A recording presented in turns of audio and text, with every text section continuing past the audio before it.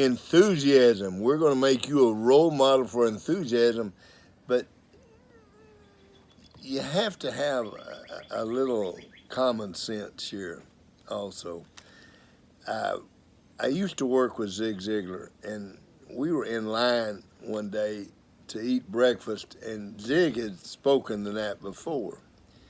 And we were not at the same place in the line, and there were these two ladies back by me, and Zig was up in the line, and we were all waiting. It was a buffet type thing. And these two ladies said, "He don't look too enthusiastic this morning." You know, how do you look enthusiastic when you're waiting in line to eat breakfast? There comes a time, there's a time for enthusiasm, and there's a time not to be enthusiastic. And so, being silly, one of the Proverbs that Mary and I read a chapter of Proverbs every morning, and one of the Proverbs is don't be real cheerful early in the morning. Well, that's enthusiasm. If it doesn't call for enthusiastic, don't be enthusiastic. But if it calls for enthusiasm, then you have to well up the energy to be enthusiasm. The story today is about twins. A couple with twins could not believe the difference in personalities. Not a true story, by the way. One child was ultra positive and the other was ultra negative.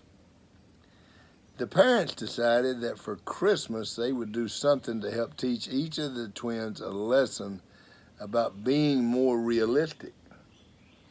For the negative child, they filled a room with every toy he had asked for, and for the positive child, they simply put horse manure in the room. Christmas morning came and they found the negative twin crying. When asked, "Why are you crying?" he said, "If you spent this much money on me, it probably bankrupts us, and we will have to sell the house and we will be homeless." Negativity. They were interrupted by screams of delight coming from the positive twins' room. "Why are you so happy?"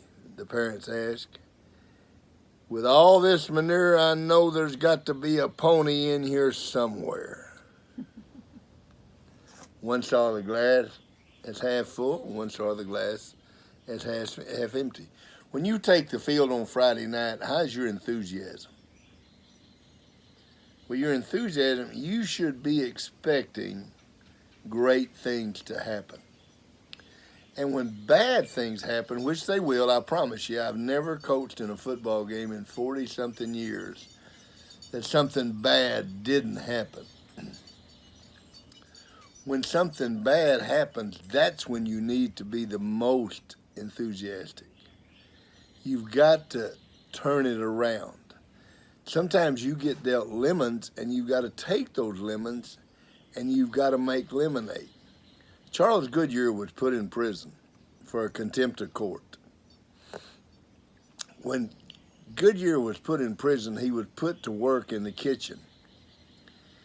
While he worked in the kitchen, he worked on something that this idea that he had that he hadn't had the time to work with before he was put in prison.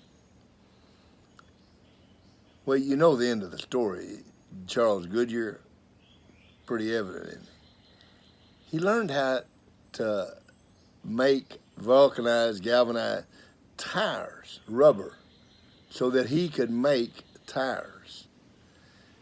He took a lemon and he made lemonade.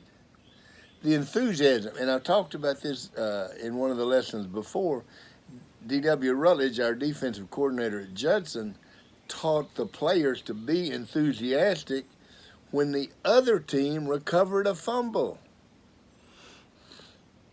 And they ran on the field as if they had recovered a fumble.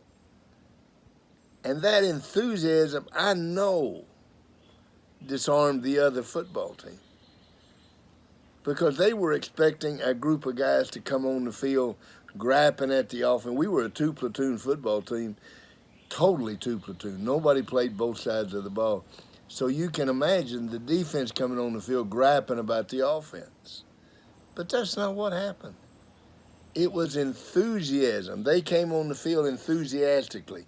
And DW had convinced those guys that every sudden change, fumble or interception, gave them the opportunity to prove which unit was really the most superior. And they needed to look forward to this. And so they came out enthusiastically. And as I said before, I don't have the statistics. I promise you DW, I'm sure did. But I guarantee it seemed like 75 or 80% of the time that we fumbled the ball, we got it back within 4 downs. And I think most of it had to do with the mental outlook. When something bad happens to you, you've been dealt lemons. You need to take those lemons and make lemonade out of them. Enthusiasm. Be a role model today for enthusiasm. Be sure that when the day's over, you can put a plus beside your name for enthusiasm when it's needed, not standing in the line waiting to eat.